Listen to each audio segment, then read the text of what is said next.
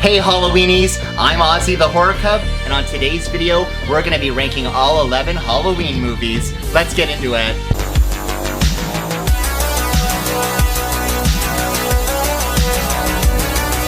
Today, we're gonna take a deep dive into all 11 Halloween films in my official Halloween ranking. Remember, my list is going to be different from yours, and I'd love to hear your opinion down below. Let me know what your favorite Halloween movies are. This is my list, and I can't wait for you to see it. Side note, I'm actually in love with Michael Myers, so if he's real, give me a call. I'll move to Haddonfield. He's literally the perfect man. I know you're going to say that I'm crazy, but he's strong, he's silent, he remembers important dates, and that mask is sexy AF. You can't deny it. William Shatner, who knew you had such a great face? Great face, great bones.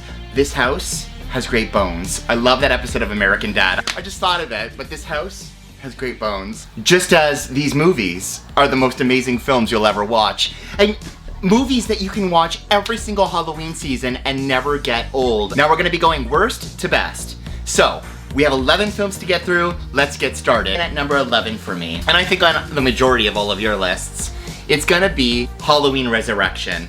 2002, directed by Rick Rosenthal. This is not Halloween for me, and this is why it's not Halloween for me, because I know that now you can say, moving forward in time, looking at it through a lens, it was very ahead for its time. I mean, the Blair Witch Project had come out in 1999 and really utilized that technology of found footage films. So now you're taking that found footage aspect and you're putting it into a Halloween movie.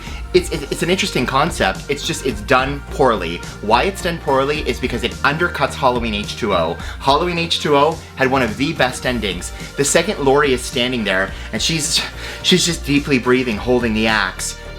Hell yeah, Laurie Strode! What makes it so cheap is that she had a triumphant ending in Halloween H2O, and this one undercuts it. Jamie Lee Curtis did not want to come back for this film.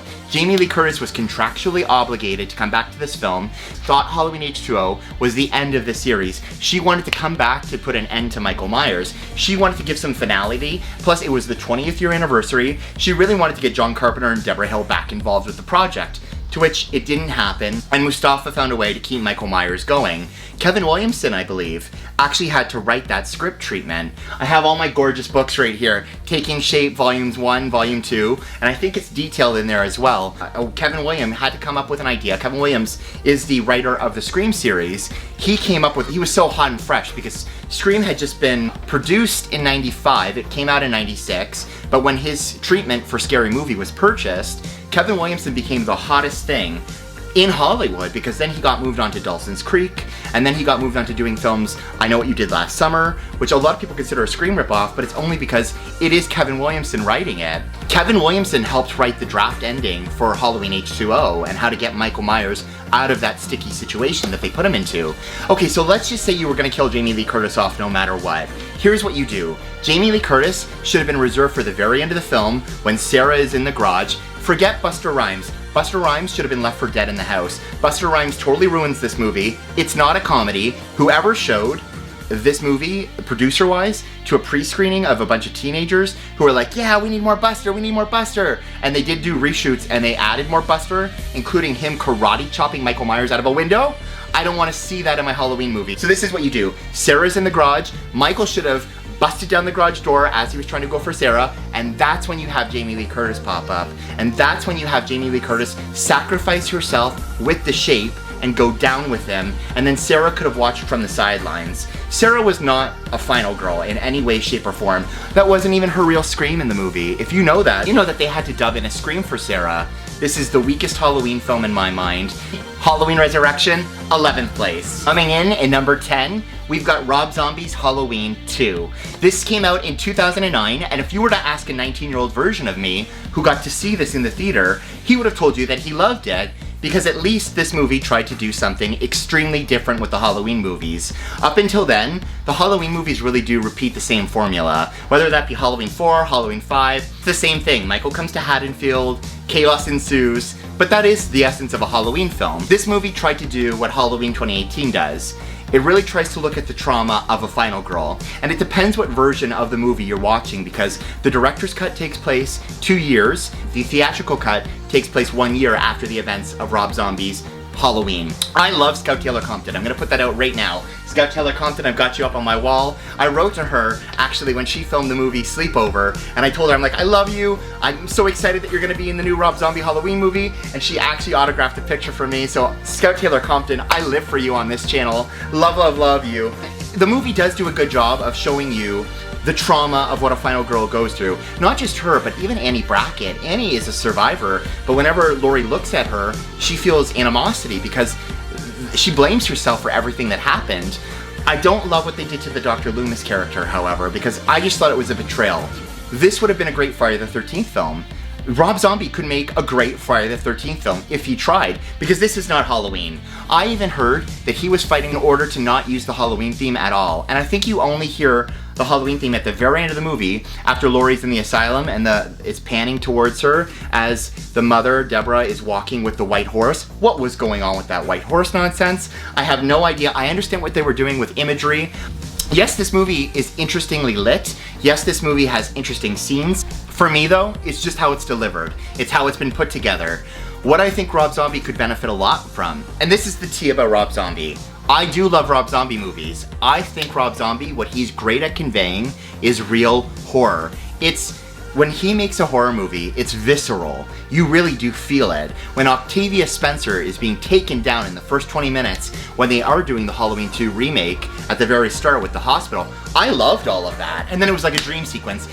Everything that they were doing with the knights in white satin, with Laurie running in the rain, with Michael chasing her with the axe, everything. Tyler Mane gives a great portrayal of Michael Myers. What I think about Rob Zombie's movies is, what people don't like about them, is that they go into and I'm just gonna say it right here, right now, they go into this hillbilly motif where everybody is the same character. And I don't want to see the same character running around. And it's like Rob Zombie just copies the DNA from one of his movies and shifts it over to the next. Watch it, I don't say, oh my god, I could totally watch this every single Halloween. Whereas all the other Halloween movies, I can put them on throughout the year and they're my comfort films. There's just something so unpleasant about his Halloween 2 that makes me not want to watch it. And I think it has something to do with how crass it is and just how obnoxious the characters are. You have to try and make a way, not every character has to be hillbilly chic. I just think that's my only complaint about the Rob Zombie movies. Love how visceral they are, loved how brutal they are. Scout Taylor Compton, we love you on this channel. Coming in at number 9, a movie that I don't even think should have been on this list, but here we are because it's got Halloween in the title. Don't come at me for this one. Halloween 3 Season of the Witch. Okay, hear me out. This movie should not even be on this list. However, I said I was doing a Halloween film ranking, and to do that, we have to put all the titles in. 3, which came out in 1982, should have just been called Season of the Witch. I understand what they were going through with John Carpenter, Deborah Hill, wanting to do an anthology series, and I think that's great. I think that's what should have been tried with Halloween 2. However, you already had the slasher genre moving on full force. The second Friday the 13th came out in 1980. You had all the waves of copy films. You had the Sleepaway Camps. You had My Bloody Valentine. Everything was coming out to copy the success of Halloween. Michael Myers is not in this movie. This is not a Michael Myers movie. This is just a Halloween movie using the anthology roots of what Sam Hain, as they call it in Halloween 2, as referred to. It's using the Celtic origin story of Halloween and trying to make a more sinister story. And it is a more sinister story because this is about now the killing of children. Those masks, the silver shamrock masks, are intent to kill a bunch of children on Halloween because Colonel Cochrane demanded it so. And that's the beauty of Stonehenge, I guess. But some of the special effects in this movie are amazing. You look at when the woman's in bed and she's playing with the silver shamrock coin and it just starts eating away at her face. Those are the moments, those are the practical effects from the 1980s that I love. And I remember to this day. Plus you've got the amazing silver shamrock theme, come on. 8 more days till Halloween, Halloween, Halloween. 8 more days till Halloween, silver shamrock. If this movie wasn't called Halloween, oh, it'd be so much higher on my list. And because I really love the Michael Myers movies and slasher movies are more my tea, I'm gonna have to put you lower on this list, and that's why you're number 9. I'm sorry. Coming in at number 8 for me is Halloween 5, The Revenge of Michael Myers. Okay, Dominic Hoffman-Gerard, whatever his name was, this is not a Halloween movie. This is what he thought a good Frankenstein film should be, and it's funny because this movie was rushed into production. Halloween 4, 1988, it was in theaters, and then the turnaround for this movie, I think they started to film less than 4 months in. If you look at Halloween 5, had it just been taken its time, they could have made a really good movie. They really underutilized Danielle Harris in this movie by making her not be able to speak. And then don't even get me started with Billy. Tina grows on me. Okay, I know everyone's gonna shit on Tina, but here's the thing with Tina, which I think is a little bit interesting. All the Halloween movies, or all the horror movies up until this time, you follow the final girl. You follow the virgin, you follow the person that's a little bit uptight, that abides by the rules of what a good horror movie is, and survives and makes it out. What was different about Halloween 5, you have a character like Tina. Tina is not your final girl. You're getting kind of like what would have happened had the character had followed like the Annie bracket. And I live because that to me is a little bit more relatable. That to me is different. They tried to, at least Dominic tried to do something different. I wouldn't have killed Rachel off the way that they killed Rachel off. I would have made, if Rachel was gonna die, save her to the very end of the movie to die. I think it really undercut having Rachel die at the very beginning. I know Dominic said it was done so that anybody could be off the table at any given point and the audience wouldn't know where the movie would go. I hated it. The Man in Black, I hate, because then it starts going into all this Thorn cult stuff. And I don't love what they did with Halloween 6, but at least Halloween 6 scares me. The mask in this movie is terrible. It hangs out. I hate it. I don't understand how it's supposed to be the same mask from Halloween 4. I wish they would have kept the original beginning of the movie with Dr. Death. Instead, we get this weird hobo guy in a shack in Haddonfield that takes Michael from the river. And don't even get me started about the river. Seeing Michael Myers just bob in the water, looking like he just survived the Titanic, I don't want to see it. To me, it ruined the movie, seeing Michael Myers just bob there. And then they had the audacity to play the Halloween theme as that's happening. The Halloween theme should only be reserved for the scariest moments in the film. Seeing Michael Myers bob in the water did not terrify me. It made me sad. It made me sad because it was like we're killing off one of my favorite characters and we didn't even get to the end of the movie. Shots were fired in that movie for me. Save Rachel's death for the end. And the house. Don't get me started with how the Myers house looked in this one. Although I will say, the laundry chute scene is my absolute favorite in the entire movie. Dr. Loomis at the end, I live. He's a little bit crazy, and they didn't know if this was going to be the end of Dr. Loomis in the movie. So when he collapses on Michael, it really could have been it. However, I don't love what they did with this film. I did read in Taking Shape Volume 2 that they had another version that they were considering for this film called The Killer Inside Me. And it really would have taken the movie into like an Elm Street territory because Jamie would still have those inner desires to want to hurt others, and Michael would be trying to chase her, and there was going to be so many great scenes where Jamie was going to use her powers against Michael, but Michael also had powers. I would have loved to have seen it. I probably would have loved to have seen it in a different timeline. I bet you if we were to make that film now, I would live for it. Just because it's something different, it's something unique. It would be something different from the Halloween 5 that we got, but the Halloween 5 that we got, it didn't do me the absolute zhuzh. Halloween 5 for me is a great guilty pleasure. Halloween 5 is a great comfort movie. However, for me, this isn't my favorite Halloween movie. All right, we're at number 7. And this might surprise a lot of people, but here we are. Rob Zombie's 2007 Halloween remake. Not every character for me has to be so hillbilly-esque. I think that's where Rob Zombie loses me on all of his films, because I start losing interest immediately when aggressive words are being thrown at you every 5 minutes. I don't need to hear that. Maybe to me it just takes me into like traumatized territory. I love how brutal Michael is. I love Tyler Mane. I love Scout Taylor Compton. I don't think this movie should have been called Halloween. This movie could have been called Portrait of a Serial Killer, and they could have did some other bullshit title. They could have did some other name to make the movie. I think it would have been a great story, because the first 40 minutes are devoted to how did this person become this way, this whole nature versus nurture. That to me though is not The Shape. To me, The Shape is what John Carpenter envisioned The Shape to be. He's ambiguous, he's a little supernatural, he's a little human. That to me is Michael Myers. The person that we got with Tyler Mane's character, he's a hulking giant. I love too how he's trying to communicate to Laurie in this film with the picture of Boo, and he doesn't know how to do it, and he's trying to get her to remember what happened. So there are great moments in this film, and he doesn't just take John Carpenter's movie, the last 40 minutes. There are similarities as to how he tells the story, but it does veer off totally different. I remember when in theaters, when I saw it for the first time, and Laurie falls into the pool, I'm like, oh, they can afford a pool? The Myers house had a pool? So I did love what they did. It was brutal, it was gory. I didn't love, Laurie shouldn't have fingered the bagel. Why did Laurie finger the bagel? Scout Taylor Compton, tell me why you did that. I just think, I loved you, love, love, love. Nothing against you whatsoever. I just think to me that's a little volatile, and I don't think Laurie Strode is the type of girl to have done that. Annie Brackett would have done that. Linda, ooh, they really take Linda's character and make her filthy in this one. But this movie for me, it's filmed great. Rob Zombie's a great director. Rob Zombie knows how to film. Love the score. The score in this movie is amazing. It's one of the best interpretations of John Carpenter's original score. For me, Rob Zombie's film is in this place, and the reason why is because to me, sometimes it doesn't feel like Michael Myers. Sometimes it feels like it is just a carbon copy of the original Halloween, and sometimes for me, it does feel like it's too vulgar. I think Rob Zombie just tried too many new things for Michael Myers. Some people might love it, some people might hate it. For me, it's gonna be 7th place. Moving on to number 6, we've got Halloween 6, The Curse of Michael Myers. For me, this film as a child scared the bejesus out of me. And that's because Michael is back, Michael is deadlier than ever, Michael Myers is scary in this movie. I remember when he's killing John in the basement, and his head is exploding, and he's electrocuting him. That scene made me terrified of my basement for months to come. So I should not have watched that movie so early on in life. I saw the original Halloween when I was 8, and it deeply affected me, probably why I love it to this day.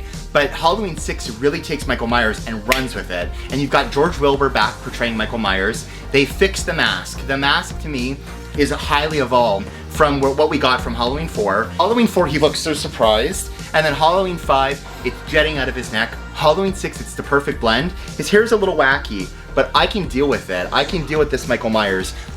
And you know what? It's a lot better than the original Halloween 6 that they were gonna give us with virtual reality, because that could have went some other totally different places.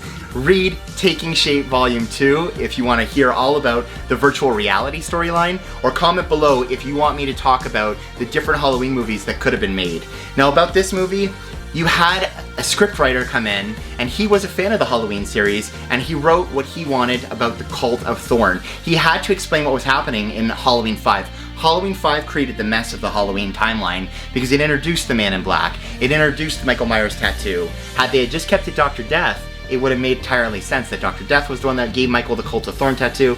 But okay, they explained that it's a cult.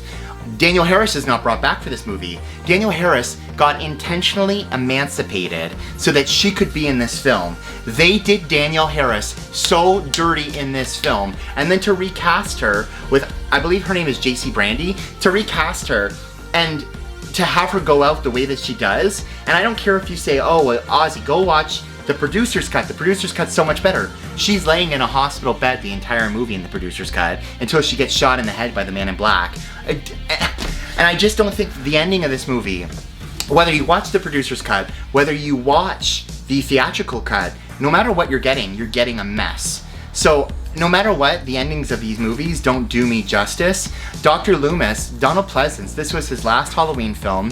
He died after the studio started to mess with this film in post-production, and they had to go back for reshoots, and they had to start making the Halloween 6 that came out. And I blame the director. I really do blame the director. He was signed on for a 3-picture deal with Dimension, and Dimension got involved too heavily in this film, and you can really tell the studio interfered, and that the director was only in it to keep making movies with Dimension Studios, didn't give a crap about Donald Pleasence, didn't give a crap about anything but serving the Weinsteins.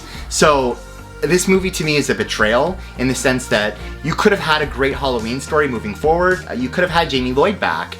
Really, with Daniel Harris. Daniel Harris was ready to come back. Daniel Harris kept asking Mustafa Akkad, when are we doing it? When are we doing it? Daniel Harris would have been iconic to have brought back in this film. Tommy Doyle is interesting to have the whole Tommy Doyle trauma. Mrs. Blankenship, I love that she was the one that was babysitting Michael Myers. I do love that she's in the cult, and I do love that there are citizens from Haddonfield in this cult.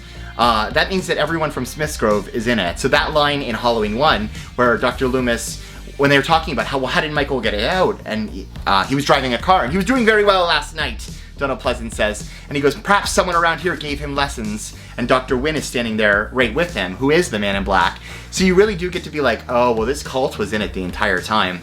I don't need a cult. Why did Stephen even need to be sacrificed? I didn't understand any of it. I didn't understand a word of it. Why did Daniel Harris's character, why did Jamie Lloyd have to get raped by her uncle? I didn't need to see that. I didn't even need it implied. I don't understand why he couldn't have just killed Jamie and that could have been the last of the sacrifice, and then they could have found a new bloodline to go after. whatever they were doing at the end, it didn't make any sense. And then if you watch the real cut, the theatrical version, were they trying to make super soldiers? And that's what the Halloween series would have moved on to. But for me, this movie, whether you watch the theatrical cut, whether you watch the producer's cut, it's ho-hum because there's a full story that's missing, and I wish there could have been more. Halloween 6, unfortunately, you're going to be placed into 6th place. For our 5th spot, we're going to be putting our latest edition, Halloween 2018. For me, I love seeing this in theaters.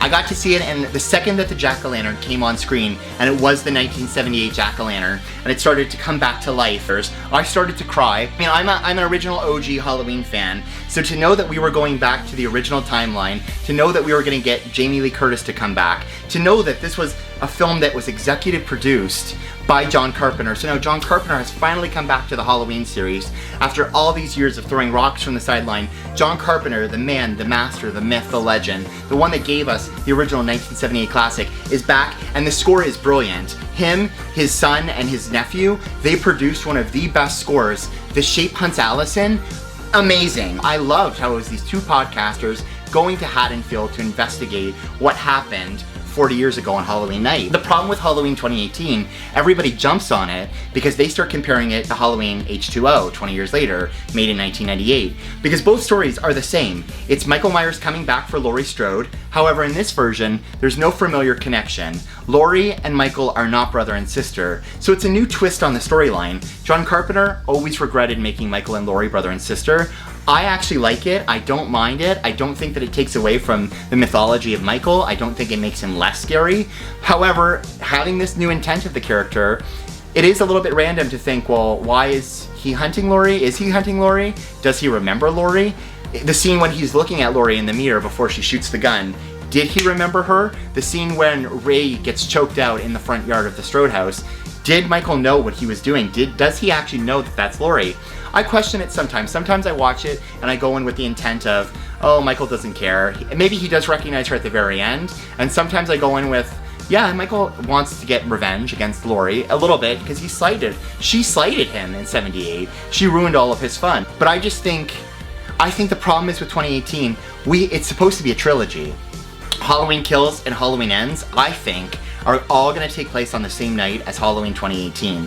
So it's a complete story. So we can't look at this movie as a completed film because we still have 2 more sequels that still need to be introduced. Having said that, I'm so excited to see what they're going to do with Halloween Kills and Halloween Ends. The second that I found out that Halloween Kills got derailed, I literally cried. But Jamie Lee Curtis gives it her all, returning to the role as Laurie Strode. I really do love Judy Greer. I love Andi Matichak. Andi Matichak is going to get to serve it in Halloween Kills. I just know it. But she didn't really get to be the full final girl in this film. But what this film was 3 generations of Strode women going up against a man that traumatized their life. This movie really understands the idea of trauma and how it affects people. Laurie did not have anybody that she could turn to and ask for help after the events of 1978. And a lot of people like to say, oh, well, because Halloween 2 doesn't exist in this timeline, a lot of people say that Laurie shouldn't be so traumatized because she didn't have the hospital massacre. Doesn't matter, Laurie would have been affected. Her friends were butchered. This man took everything from her. This would have affected her deeply. So now she stays in Haddonfield wanting revenge. I can't wait to see you get your just desserts, Michael, in Halloween Ends. Or it could go the other way and Laurie could get her just desserts. I'm excited to see it any other way. Ryan Turek, you produced a great movie. David Gordon Green, I'm so excited to have you as a director writing this script. I thought the humor was funny too. I love the peanut butter on my penis line. I'm sorry, I do like that kind of stoner comedy, but I loved Pineapple Express. I loved how it kept some of the kills off screen. You didn't have to see what Michael was doing. It showed you the after effects of it. I love the tracking shots. This, especially too when Michael comes back to Haddonfield and they do that Halloween 2 kind of pan with the camera and it follows him as he bumps into the kids and then into the 2 houses. That one kill where he stabs that girl through the neck as she's talking on the phone, which is so reminiscent of Halloween 2. That's my favorite kill in the entire movie. The second that happens, it's like all bets are off right now. Michael is pissed. And that was a CGI knife that came out of her, but it looked so real. And there was the comedy with the babysitter. I loved everything about this movie. I know a lot of people said that it pushed the envelope in terms of comedy. I really did appreciate it. Julian, I thought you were hilarious. We're getting into the good stuff. These are the movies that I can watch on repeat and they always keep me entertained. We're gonna start with Halloween H2O is number 4 on my ranking. That's because this story to me is the Kevin Williamson treatment in a sense. It does take a lot of inspiration from Scream. Scream revitalized the slasher genre in 1996. What Wes Craven made and what Kevin Williamson helped make really changed the slasher game moving forward. These movies were on the verge of death. The Halloween series, in fact, was about to go straight to DVD, and it was about to have some lame straight to DVD sequel. So I'm so glad that Jamie Lee Curtis came on board and said that she wanted to do a 20th anniversary movie. And I'm so glad that the Weinsteins kind of stepped back, let Steve Miner do what he had to do. Steve Miner actually directed Friday the 13th Part 2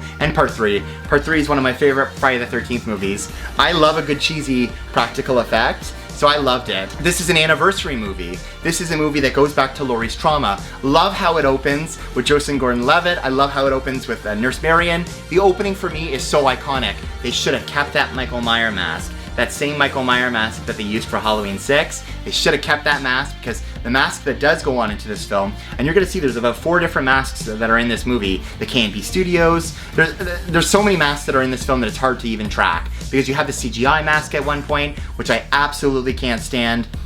You have the alien mask that you can't really see why they chose that mask at all. You have the mask that they tried to do a little bit of everything with. And for me, the masks are what weaken this movie. If you were to have stronger masks, you would have had a better film. When Michael and Laurie see each other and they're both in the window, that was so climactic. Laurie at the end, holding her weapon. This is a woman who needs to take back her life. And I love the scene in the classroom when they're talking about Mary Shelley's Frankenstein, and they're talking about how Victor had to confront the monster. This goes right back to the classroom scene for Laurie in 1978, where they're talking about fate and Samuel's interpretation of fate and Costaine's interpretation of fate. It goes back to that exact same thing. You can't escape your fate. And what they were trying to say in this movie was, you have to fight your monster. So this movie was about redemption. When Molly's talking about redemption, it's really hitting Jamie's character, Laurie. I do love John. I love his hair. I love that his hair never goes a certain way. And I love John's friends. You watch horror movies and you hate these characters. I loved John's friends. I wanted to be friends with the Hillcrest kids. They were just so cool. And you really should have gotten to have a longer movie. This movie moves super fast. The pacing in this movie is too fast. They needed to slow it down. They needed to simmer it. You could have had so many more spooky scenes with John and his friends as they're having the Halloween party. Love when Carrie Tate finally does divulge to Will, her boyfriend, the guidance counselor in the movie, that she is Laurie Strode. To me, those are the best lines in the film. You get Laurie's addiction too. You get that she was an alcoholic and that she's tried everything to get over the events that happened to her 20 years ago. She is deeply traumatized. She is deeply affected. My heart goes out to her when she's on that couch. And you know, she's like, my brother killed my sister.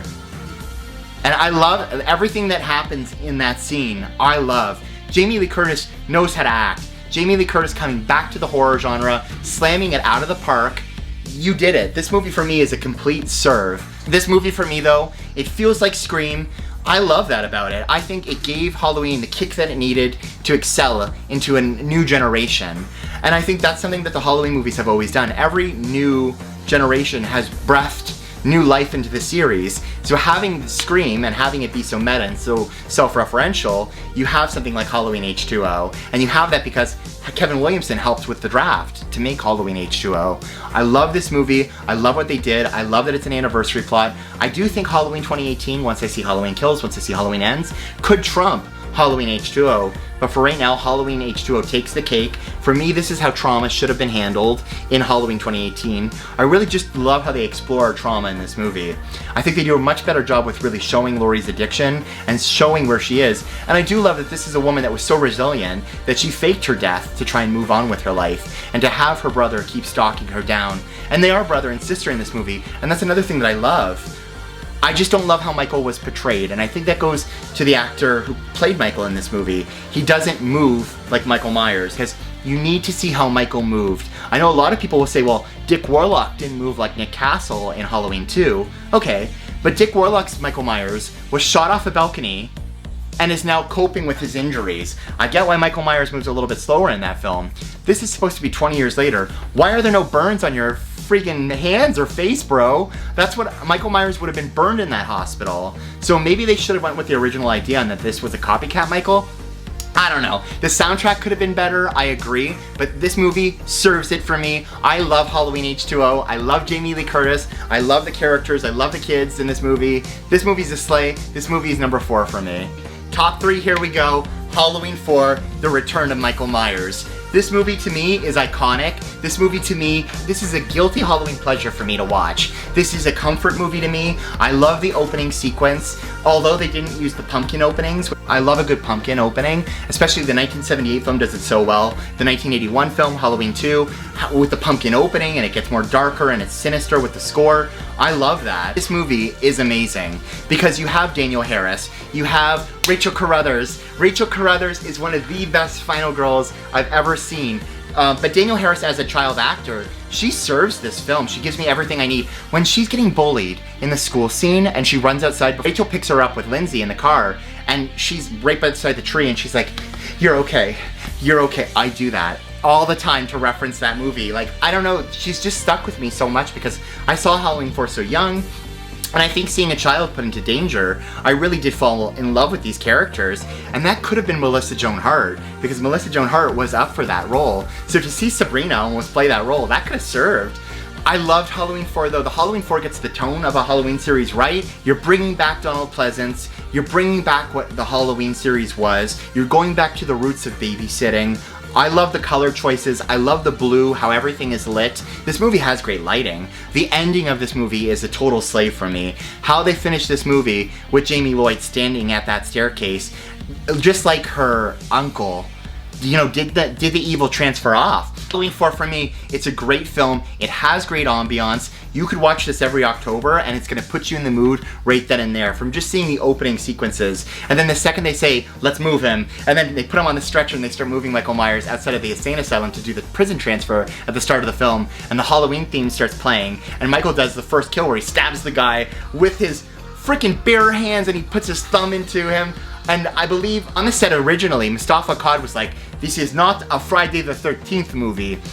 And then at the very end of the movie, when the guy was getting his head ripped off, the special effects supervisor was even saying in one of the documentaries that Mustafa Akkad was shouting out, "More blood, more blood!" And this movie serves because the special effects, they're so great because it was all done through lighting and great camera work. Look at Brady's death scene in Halloween 4 on the staircase. That was all great lighting and great camera work. And you know, what I heard the original idea for that was, the house was supposed to be on fire, which is why Rachel and Jamie are now moving up to the attic area, which that's why they go up to the roof.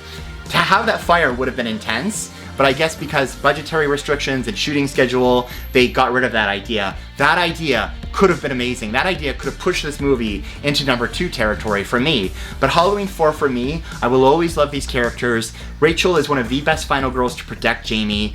And you know, she asks her, you know, "Are we sisters? Do you love me like a real sister?" And she's like, "We're not really sisters, Jamie." Rachel really does defend this character. She defends, you know, the scene at the very end with the car and they're driving and Rachel's just trying to drive the car and they're going one way and then they're going the other and Michael's trying to grab her. Rachel is doing her best to try and protect poor Jamie, who's now in the car screaming for her life. This movie's everything, and I love Halloween 5 gets bonus points because they pick up the ending of Halloween 4 and they bring it as the beginning of Halloween 5, and it's got Michael Myers carving up the pumpkin on the side of the road that car was going on. I thought that was kind of interesting. But for me, Halloween 4 is one of my favorite Halloween movies. To me, it's comfort food. To me, I loved how they took the story and they made it a little bit different, having now Michael going after his niece. So you have a new target involved. You don't have Jamie Lee Curtis coming back to the project. And that's something that would have been really interesting because the original idea for Halloween 4 was supposed to be Laurie Strode moving to Chicago and Michael following. And that could have been both beginning of the scripts for that Halloween 4 as well as the beginning of this Halloween 4 was supposed to show the hospital explosion from Halloween 2 to really help you understand how Donald Pleasance's character, Sam Loomis, survived the explosion and to kind of give reference to how Michael could. And what would have been cool about that film was, as the stretcher, because they would have picked up from Halloween 2, the stretcher would have been going via a helicopter over Lake Michigan, and Michael would have fallen into Lake Michigan. The stretcher would have broke, the cable would have broke. Michael falls into Lake Michigan and then goes missing for 10 years. That could have been a great story. I would have loved to have seen that Halloween 4, but this Halloween 4 is one of the best Halloween movies for me. Whenever my friends ask to watch a Halloween movie, besides showing them Halloween 1, I'd love to show them Halloween 4 just to give them a sense of what Halloween should feel like. More Halloween films should be filmed this way. More Halloween films should be acted this way. Alan Howarth coming to do the score. It's a great score. I do love everything about this movie. So Halloween 4, you're number 3 on my list. My second spot has to go to Halloween 2, 1981, directed by Rick Rosenthal. Now this movie, I'm finding out now later that there was a lot of drama that happened on the set with this film because Carpenter didn't have anything to do with it in terms of directing. He didn't want anything to do with it. He thought he made Halloween and he didn't want to come back and do the exact same thing. That's why Tommy Lee Wallace didn't want to be the director for Halloween 2 and why he took on directing for Halloween 3. And I love Halloween 3. It just shouldn't be on this list. Now I'm finding out years later that there was a lot of turmoil on this set because, you know, Carpenter wrote the script, he says drunk at 2 a.m., saying that Michael and Laurie were brother and sister. I do love the familiar connection because now you've got Laurie being moved to Haddonfield Memorial Hospital. It's a continuation straight up of Halloween 1. To me, this movie makes the perfect double feature. I love how it's acted. I love the characters in the hospital. You've got great deaths. You've got Nurse Karen in the hot tub scene. The hot tub scene is one of my favorite scenes, how she's kissing his nasty hand, which is probably covered in blood and sweat.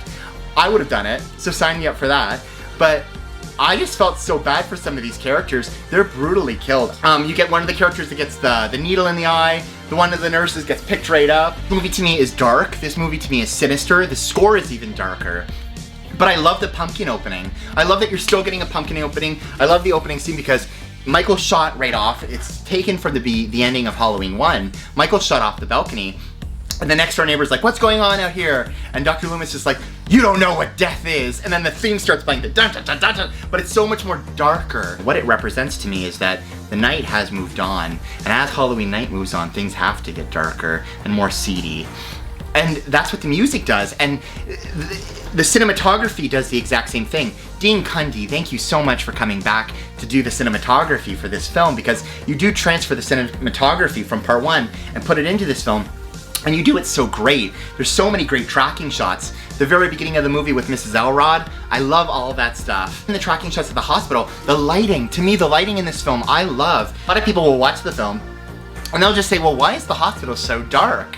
Who turned off all these lights? Where are all these patients? But Michael cut the electricity. And I know a lot of people say, well, it moves so slow. But I think once he knocks off the security guard, once he knocks off Mr. Garrett, the movie goes full force. And that hammer kill is so epic. How Michael is just there standing there. Michael toys with his victims. That's something that I really appreciate about these earlier Halloween movies. Michael likes to toy with his victims. Michael is a stalker serial killer. He's not just, I'm gonna stab you and slice you up. That's what the new movies start moving on to. When you start getting into Halloween 6, it just feels like Michael becomes more of a Jason knockoff in terms of he just needs to get a high victim count.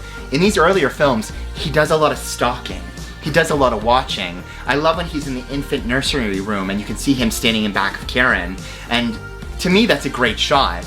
The whole movie to me, even when the little boy comes into the hospital, the ER, and he's got the razor blade in his mouth, I've got a really great HD cut of the film and you can really see the razor blade popping out. And you really gotta look closely, but there's some great stuff. Even Karen, at the very beginning of the film, and this is all Deborah Hill. Deborah Hill was a great writer. Deborah Hill knew how to write sassy teen girls talking back and forth. She talks about bobbing for apples at Eddie Lee's house, and she goes, bobbing for apples in water, no less.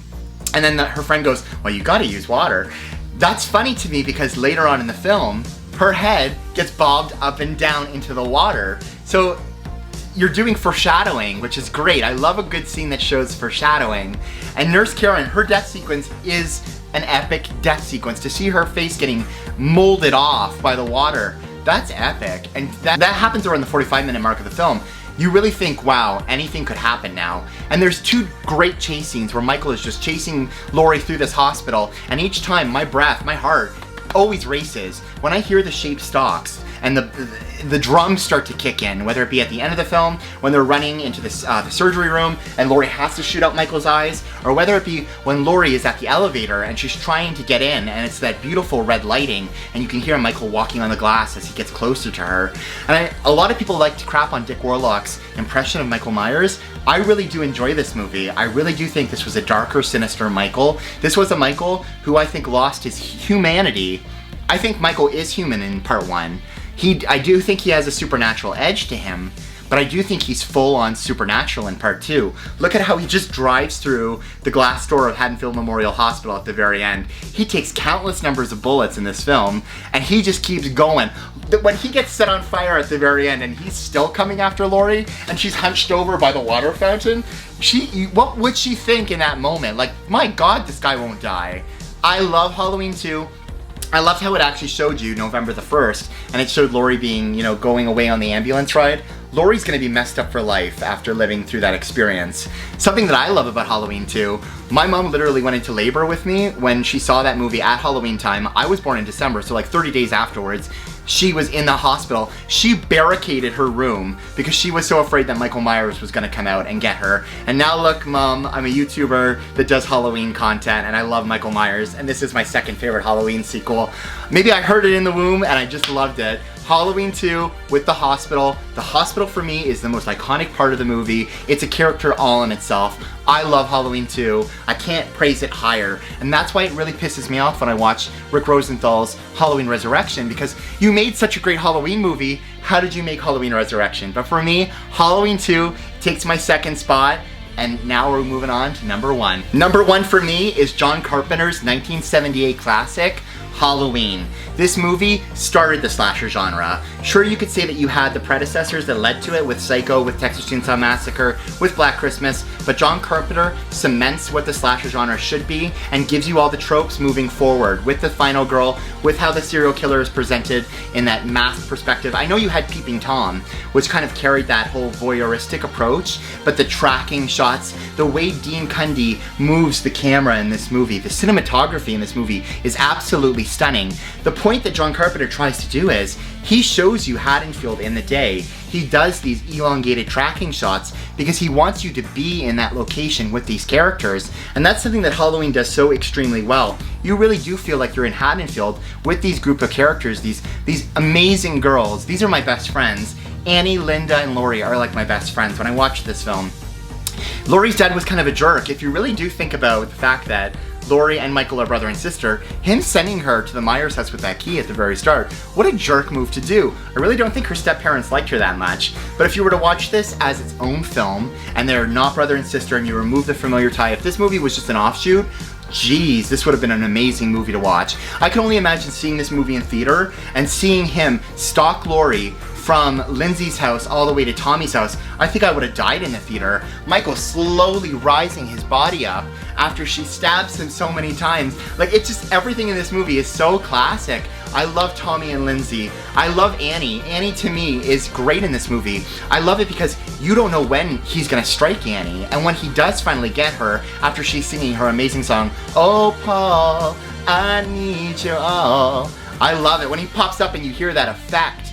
And you don't hear that effect moving forward into the other Halloween movies as much as you do from part 1, that as he's like slicing her throat. I love everything about it. And when he pops up from the car when her and Lindsay are walking over to get to Tommy's house, those were some great sound effects. The original Halloween, for me, had great sound effects, had great lighting. The blue lighting in this movie, the ambient blue lighting, and how Michael is draped in it is amazing. The score is incredible. I heard a story that Carpenter showed this film to somebody. They were like, well, this isn't scary, because it didn't have the score to it. It didn't have the score to back it up. And they were like, well, this isn't scary. But once you put that iconic, it's a simple piano score, the movie becomes so violent, so sinister. And when the movie opens with that jack-o'-lantern, and because they filmed it in May, it wasn't filmed in October, they used just a normal squash, it looks even more sinister. There just looks something wrong with this movie. When it opens, something feels terribly wrong. When you see the little boy's hand grab the knife, you don't know that it's Michael Myers, but then when it is revealed that it is Michael Myers and you're following a little boy killing his sister, everything just feels haunting. And I remember seeing this movie at the age of 8, and this movie took me back. This was actually the first time I saw this movie. I was at my aunt's house, and I saw this video cassette, and I was so fascinated by the fact that Michael wore that sheet and pretended to be Bob, and I had to know, who is this character? Why is he doing stuff like that? And that to me, Michael Myers, the intent of Michael Myers in these movies has never been the strongest, has it been, since Halloween 1. Michael Myers is half supernatural, half man. It's this mystique, you know, when Laurie's at the window and he just disappears when he's next to the laundry. It's the mystique. He's man, he's supernatural, you don't know what he is, but I love how he plays with his victims. He plays with Annie when she's doing laundry. He could have attacked her anytime he wanted to, but he's going back to being that child, that 6-year-old child watching Judith. And that's what I love about it, is that he really is, in the first movie, trying to relive the events of 1963, 15 years ago, when he first killed Judith. And that's, maybe you could say that for 2018 moving forward, is that's what he's trying to now capture, is the events of 78, because he got the bloodlust in his system, and that's why he becomes full-on slasher. But for me, keep Michael Myers in the shadow, keep me thinking, whoa, Michael Myers could pop out at any time. I love that. To me, this first movie is amazing. The kills are incredible. There's hardly zero blood in this film. You have a great final girl. Jamie Lee Curtis serves the day in this movie as our final girl extraordinaire. Donald Pleasance is the man in this movie. I love Dr. Loomis. And it could have been Peter Cushing, and different. It could have been Anne Lockhart being Laurie Strode. These roles could have been portrayed so differently, but everything came together to give us the classic hit that we have. Whether that be Deborah Hill's screenplay, Dean Cundy's cinematography, something about this movie just came together. It was lightning in a bottle, literally was. This movie is great. The pacing is amazing. The scares are there. I wish more modern horror movies were built the way Halloween 1978 was built, because to me, this is Michael Myers. This is Michael Myers at his scariest. This is the best mask. They spray painted a William Shatner mask. Here's Michael Myers. Everything was super low budget. I mean, even her costume came from JCPenney, and I think she was the only one that got a wardrobe budget. So it's hilarious. I wish I had you all alone, just the two of us. I love this movie so much. I can't speak higher of John Carpenter's original Halloween. This movie will always be number one for me. This movie is my comfort movie. This movie made my life. This movie is the reason why I love horror movies. So Halloween really affected me. And I remember when I was 8 years old and I first started to watch this movie, I watched it with my grandmother for the first time. My grandmother loved horror movies. She got me into horror. So when I was 8 years old and she showed me this film, we got to the part where Michael's at the bush and he's looking at Laurie, and she's telling Annie, hey, there's somebody behind the bush, and it's the guy that you told off earlier that was driving. Hey jerk, speed kills. And I told my grandmother, you have to turn this movie off, because the daytime scenes are so scary and effective. I've never seen horror look so terrifying in the day, and that's something that John Carpenter, Wes Craven does this too so well, bringing horror into the suburbs, bringing horror into the daylight, and just making it so scary, so real, and so visceral. It would have been another year till I actually got to pick up Halloween, because my grandmother looked at me and goes, well, it's only gonna get worse from here. It's only gonna get worse once it gets dark outside. That's what she said. It's only gonna get worse when it gets dark outside. Boy, is she not lying. Because Michael starts to go on his rampage. Bob's kill is amazing. When he does his tilt, the classic Michael Myers head tilt. I live. John Carpenter's Halloween, this is my favorite movie in the world. A lot of people say, well, there's so much blood in this movie. There's actually not that much blood in this movie at all. Go watch the original. You'll be shocked. You'll love John Carpenter's Halloween. It's my number one. That is my official Halloween franchise ranking. I hope you guys had an absolute blast watching. If you haven't already, smash that subscribe notification button, because next week we're gonna be devoting it to my brand new series, Final Girl of the Month. And my first Final Girl of the Month is none other than Sydney Prescott from the Scream series. Join us next time for a deep dive in all things Sydney Prescott. Until next time, stay spooky. Ooh.